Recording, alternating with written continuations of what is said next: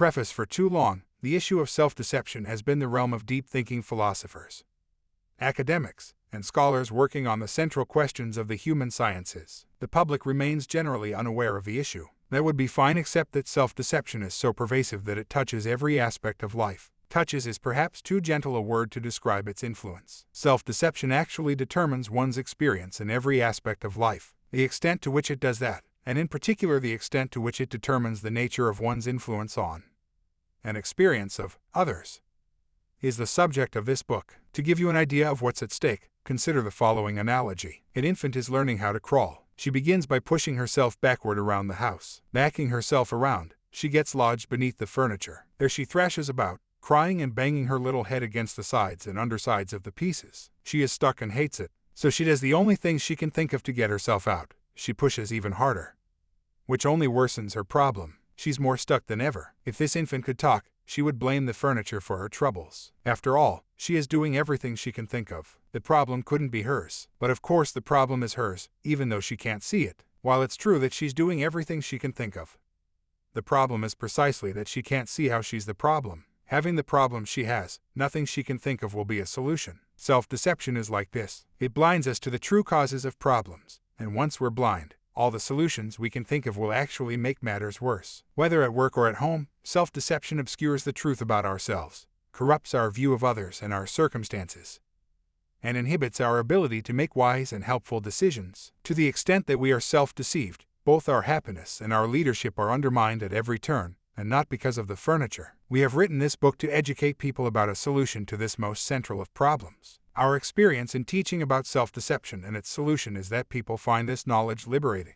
It sharpens vision, reduces feelings of conflict, enlivens the desire for teamwork, redoubles accountability, magnifies the capacity to achieve results, and deepens satisfaction and happiness. This is true whether we are sharing these ideas with corporate executives in New York, governmental leaders in Beijing, community activists on the West Bank, or parenting groups in Brazil. Members of every culture participate to one degree or another in their own individual and cultural self-deceptions. The discovery of a way out of those self-deceptions is the discovery of hope and the birth of new possibilities and lasting solutions. This book was first published in 2000. In this new third edition, published in 2018, the text has been updated, and we have added new sections at the end that describe research into the magnitude of self-deception in organizations, how to measure the extent of self-deception in organizations, and various uses people have made of the book and its ideas over the nearly 2 decades since it was first published. Initially, some readers are surprised to find that the book unfolds as a story. Although fictional, the characters' experiences are drawn from our own and our clients' actual experiences.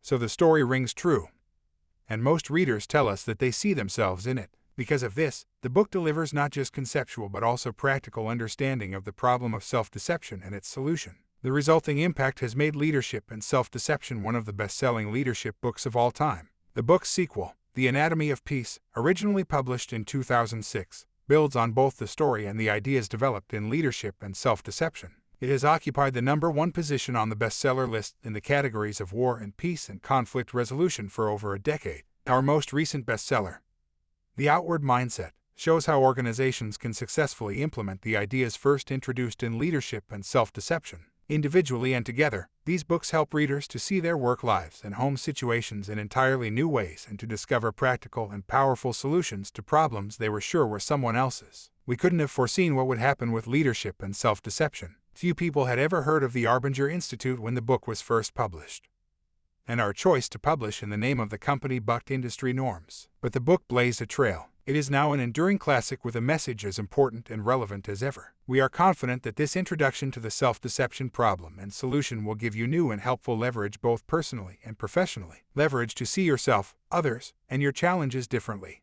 and to solve problems that have stubbornly resisted solution. Part A: Self-Deception in the Box. 1. But it was a brilliant summer morning shortly before 9, and I was hurrying to the most important meeting of my new job at Zagram Company. As I walked across the tree-lined grounds, I recalled the day 2 months earlier when I had first entered the secluded campus-style headquarters to interview for a senior management position. I had been watching the company for more than a decade from my perch at one of its competitors and had tired of finishing second.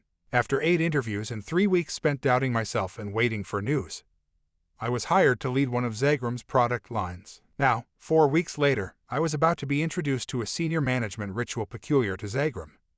A day-long one-on-one meeting with the executive vice president, Bud Jefferson. Bud was the right-hand man to Zagram's president, Kate Stenerud, and due to a shift within the executive team, he was about to become my new boss. I had tried to find out what this meeting was all about, but my colleagues' explanations confused me. They mentioned a discovery that solves people problems, how no one really focuses on results. And that's something about the Bud meeting, as it was called, and strategies that evidently follow from it are key to Zagram's incredible success. I had no idea what they were talking about, but I was eager to meet and impress my new boss. Bud Jefferson was a youngish-looking 50-year-old combination of odd-fitting characteristics. A wealthy man who drove around in an economy car without hubcaps, a near-high school dropout with law and business degrees, summa cum laude. From Harvard, a connoisseur of the arts who was hooked on the Beatles. Despite his apparent contradictions, and perhaps partly because of them, Bud was revered as something of an icon. He was universally admired in the company. It took 12 minutes on foot to cover the distance from my office in Building 8 to the lobby of the central building. The pathway, one of many connecting Zagram's 10 buildings, meandered beneath oak and maple canopies along the banks of Kate's Creek, a postcard-perfect stream that was the brainchild of Kate Stenerud and had been named after her by the employees. As I scaled the central building's hanging steel stairway up to the 3rd floor, I reviewed my performance during my month at Zagram.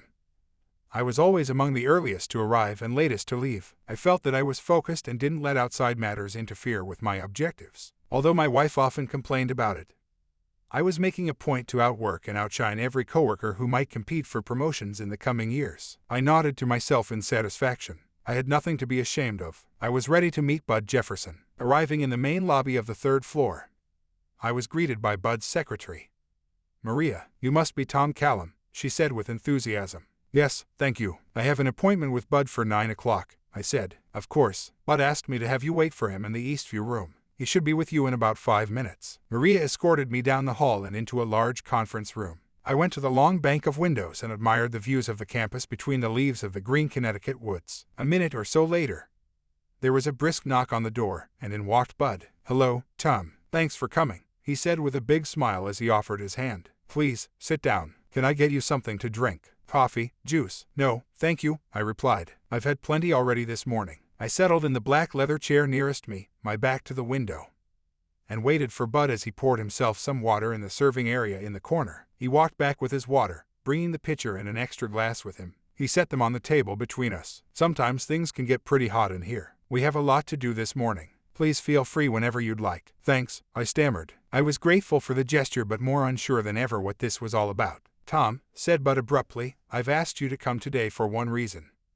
"An important reason." "Okay," I said evenly, trying to mask the anxiety I was feeling.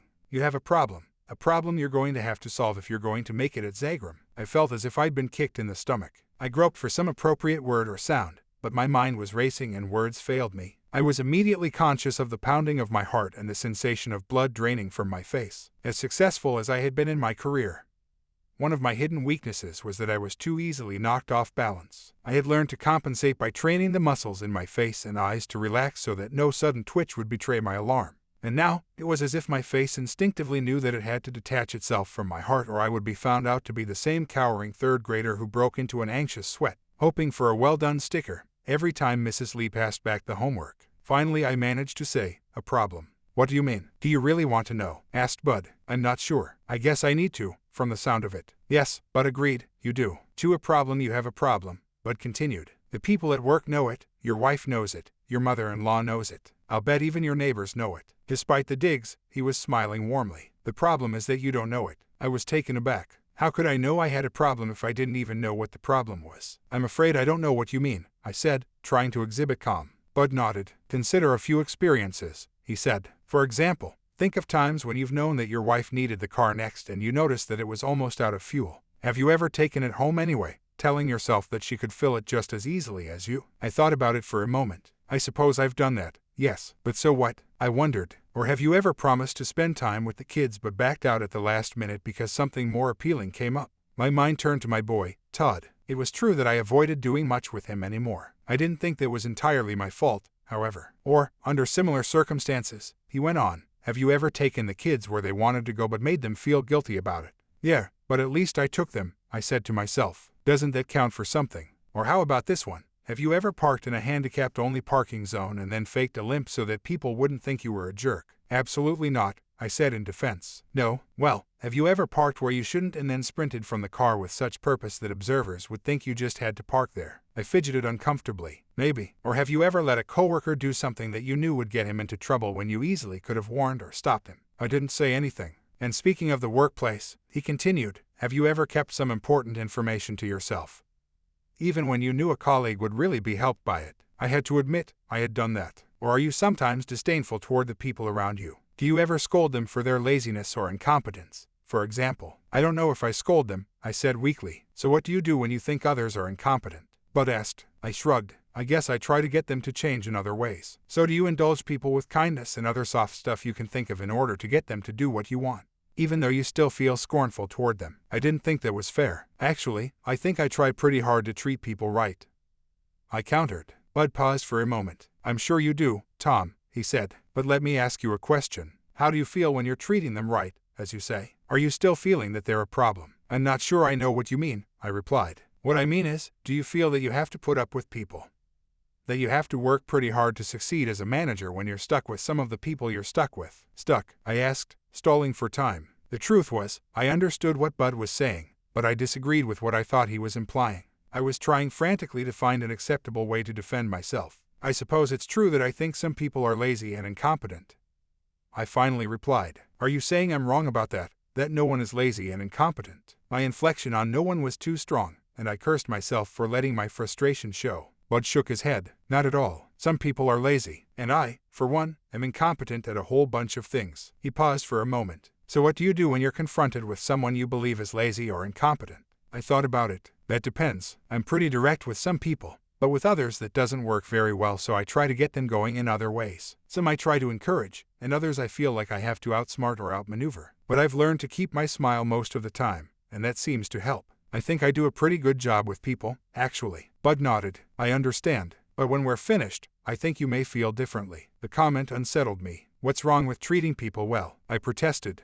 Nothing, if that's what one is actually doing, Bud said. But I think you might discover that you aren't treating people as well as you think. You may be doing more damage than you know. Damage? I repeated. A rush of worry flushed my cheeks. Attempting to keep my emotions under control, I said, I'm afraid you're going to have to explain that to me. The words sounded too combative, even to my own ear, and my cheeks flushed all the more. I'll be happy to, he said calmly. I can help you learn what your problem is, and what to do about it. That's why we're meeting. He paused, and then added, I can help you because I have the same problem. 3. Self-deception. Do you have kids, Tom? I was grateful for the simple question and felt the life come back to my face. Why? Yes, one actually. His name is Todd. He's 16. Bud smiled. Do you remember how you felt when Todd was born? How it seemed to change your perspective on life? I strained to find my way back to the memories of Todd's birth, through the pain, through the heartache. Diagnosed at a fairly young age with attention deficit disorder, he had been a difficult child. And my wife, Laura, and I clashed constantly over what to do with him. Things had only gotten worse as he grew older. Todd and I didn't have much of a relationship, but at Bud's invitation, I attempted a remembrance of the time and emotion surrounding his birth. Yes, I remember, I began pensively. I remember holding him close, pondering my hope for his life, feeling inadequate, even overwhelmed, but at the same time grateful. The memory lessened for a moment the pain I felt in the present. That was the way it was for me too, Bud said. Would you mind if I told you a story that began with the birth of my first child, David? Please, I said, happy to hear his story rather than relive my own. I was a young lawyer at the time, he began, working long hours at one of the most prestigious firms in the country. One of the deals I worked on was a major financing project that involved about 30 banks worldwide. Our client was the lead lender on the deal. It was a complicated project involving many lawyers. I was the second most junior member of the team and had chief responsibility for the drafting of 50 or so agreements that sat underneath the major lending contract. It was a big, sexy deal involving international travel, numbers with lots of zeros, and high-profile characters. A week after I'd been assigned to the project, Nancy and I found out she was pregnant. It was a marvelous time for us. David was born 8 months later, on December 16th. Before the birth, I worked hard to wrap up or assign my projects so that I could take 3 weeks off with our new baby. I don't think I've ever been happier in my life. But then came a phone call. It was December 29th. The lead partner on the deal was calling me. I was needed at an all-hands meeting in San Francisco. How long? I asked. Until the deal closes. Could be 3 weeks, could be 3 months. We're here until it's done, he said. I was crushed. The thought of leaving Nancy and David alone in our Alexandria, Virginia, home left me desperately sad. It took me 2 days to wrap up my affairs in D.C. before I reluctantly boarded a plane for San Francisco. I left my young family at the curb at Reagan National Airport. With a photo album under my arm, I tore myself away from them and turned through the doors of the terminal. By the time I arrived at our San Francisco offices, I was the last one in on the deal. Even the guy from our London office beat me. I settled into the last remaining guest office, which was on the 21st floor. The deal headquarters, and everyone else, was on floor 25. I hunkered down and got to work. Most of the action was on 25, meetings, negotiations among all the parties,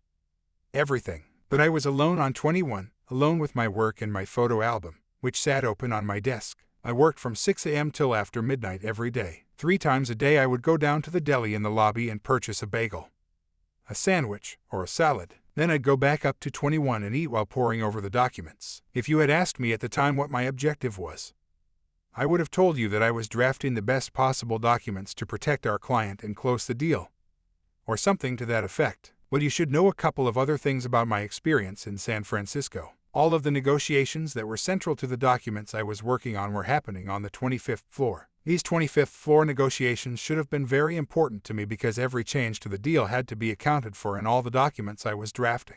But I didn't go up to 25 much. In fact, after 10 days of lobby deli food, I found out that food was being served around the clock in the main conference room on 25 for everyone working on the deal. I was upset that no one had told me about it, and twice during those 10 days I was chewed out for failing to incorporate some of the latest changes into my documents. No one had told me about those either. Another time I was reprimanded for being hard to find, and on 2 occasions during that period, the lead partner asked for my opinion on issues that had never occurred to me, issues that would have occurred to me had I been thinking. They were in my area of responsibility. He shouldn't have had to do my job for me. Now, let me ask you a question, Tom. Just from the little bit you now know about my San Francisco experience, would you say that I was really committed to drafting the best possible documents to protect our client and close the deal? No, I said, shaking my head, surprised at the ease with which I was about to harpoon Bud Jefferson. It sounds like you were preoccupied with something else. It doesn't seem like you were engaged in the project at all. That's right, he agreed. I wasn't engaged in it. And do you think the lead partner could tell? I think that after those 10 days it would have been obvious, I offered. He could tell well enough to chew me out a couple of times at the very least. Bud said, how about this? Do you suppose he would say that I'd bought into the vision? Or that I was committed? Or that I was being maximally helpful to others on the deal? No, I don't think so. By keeping yourself isolated, you were putting things at risk. As things? I answered. I have to agree with you, Bud said. I had become a problem, no question about it. I wasn't engaged in the deal, wasn't committed, hadn't caught the vision, was making trouble for others, and so on. But consider this, how do you suppose I would have responded had someone accused me of not being committed or not being engaged? Do you think I would have agreed with them? I pondered the question. I doubt it. It's kind of tough to agree with people when they're criticizing you. You probably would have felt defensive if someone had accused you like that. And consider the defenses I could have levied, Bud said, nodding in agreement. Think about it. Who left behind a new baby to go to San Francisco? I did. And who was working 20-hour days? I was. He was becoming more animated. And who was forced to work alone 4 floors below the others? I was. And to whom did people even forget to mention basic details like food plans? To me. So from my perspective, who was making things difficult for whom? I guess you would have seen others as being the main cause of the trouble, I answered, finding the irony interesting. You'd better believe it, he said. And how about being committed, engaged, and catching the vision? Do you see that from my perspective? Not only was I committed, but I just might have been the most committed person on the deal. Because from my point of view, no one had as many challenges to deal with as I had, and I was working hard in spite of them. That's right, I said, relaxing back into my chair and nodding affirmatively. You would have felt that way. So let's think about it again. Bud rose again and began pacing. Remember the problem. I was uncommitted, was disengaged, hadn't caught the vision, and was making things more difficult for others on the deal. That's all true, and that's a problem, a big problem. But there was a bigger problem, and it's this problem that you and I need to talk about. He had my full attention. The bigger problem was that I couldn't see that I had a problem. Bud paused for a moment, and then, leaning toward me, he said in a lower, even more earnest tone, there is no solution to the problem of lack of commitment. For example, without a solution to the bigger problem, the problem that I can't see that I'm not committed. I suddenly started to be uneasy and could feel my face again sag to expressionlessness. I had been caught up in Bud's story and had forgotten that he was telling it to me for a reason. This story was for me. He must have been thinking that I had a bigger problem. Despite my efforts to stay coolly detached, my face and ears began to heat up. Tom, there's a technical name for the insistent blindness I exhibited in San Francisco. Philosophers and psychologists call it self-deception. At Zagram, we have a less technical name for it. We call it being in the box. In our way of talking, when we're self-deceived, we're in the box. You're going to learn a lot more about the box, but as a starting point, think of it this way. In one sense, I was stuck in my experience in San Francisco. I was stuck because I had a problem I didn't think I had, a problem I couldn't see. I could see only from my own closed perspective, and I was deeply resistant to any suggestion that the truth was other than what I was thinking. So I was in a box, cut off, closed up, blind. Does that make sense? I nodded. There's nothing more common in organizations than self-deception. He continued. For example, think about a person from your work experience who's a big problem, say. Someone who's been a major impediment to teamwork. That was easy. Chuck Steely, coup of my former employer. He was a jerk, plain and simple. He thought of no one but himself. Yeah, I know a guy like that. Well, here's the question. Does the person you're thinking of believe he's a problem like you believe he is? I shook my head vigorously. No, definitely not. That's usually the case. Identify someone with a problem, and you'll be identifying someone who resists the suggestion that he has one. That's self-deception, the problem of not knowing and resisting the possibility that one has a problem. Of all the problems in organizations, Bud said, self-deception is the most common and the most damaging. He paused to let the point sink in. Think about it, Tom. You can't make headway solving problems if the people causing those problems refuse to consider how they might be responsible. So at Zagram, our top strategic initiative is to minimize individual and organizational self-deception. Bud stood and began to pace. To underscore why it's so important to us, he said, I need to tell you about an analogous problem in medicine. For the problem beneath other problems, have you ever heard of Ignace Semmelweis? Bud asked. No, I don't think so. Is it a sickness or something? No, he said with a chuckle. But close. Semmelweis was a European doctor, an obstetrician, in the mid-1800s. He worked at the Vienna General Hospital, an important research hospital, where he tried to get to the bottom of a horrendous mortality rate among women in the maternity ward. In the section of the ward where Semmelweis practiced, the mortality rate was 1 in 10. Think of it. 1 in every 10 women giving birth there died. Can you imagine? I wouldn't have let my wife near the place, I said. You wouldn't have been alone. Vienna General had such a frightening reputation that some women actually gave birth on the street and then went to the hospital. I don't blame them, I said. The collection of symptoms associated with these deaths, Bud continued, became known as childbed fever. Conventional medical science at the time called for separate treatment for each symptom. Inflammation meant that excess blood was causing swelling, so they bled the patient or applied leeches. They treated fever the same way. Trouble breathing meant the air was bad, so they improved ventilation, and so on. But nothing worked. More than half of the women who contracted the disease died within days. The terrible risk was well known. Semmelweis reported that patients were frequently seen kneeling and wringing their hands, begging to be moved to a second section of the maternity ward, where the mortality rate was 1 in 50, still horrific, but far better than the 1 in 10 rate in Semmelweis' section. Semmelweis gradually became obsessed with the problem, in particular with discovering why the mortality rate in one section of the maternity ward was so much higher than the rate in the other. The only obvious difference between the sections was that Semmelweis' section, the section that performed the worst, was attended by doctors, while the other section was attended by midwives. He couldn't see why that would explain the difference, so he tried to equalize every other factor among the maternity patients. He standardized everything from birthing positions to ventilation and diet. He even standardized the way the laundry was done. He looked at every possibility but could find no answer. Nothing he tried made any measurable difference in the mortality rates. But then something happened. He took a 4-month leave to visit another hospital, and upon his return he discovered that the death rate had fallen significantly in his section of the ward in his absence. Really? Yes. He didn't know why, but it had definitely fallen.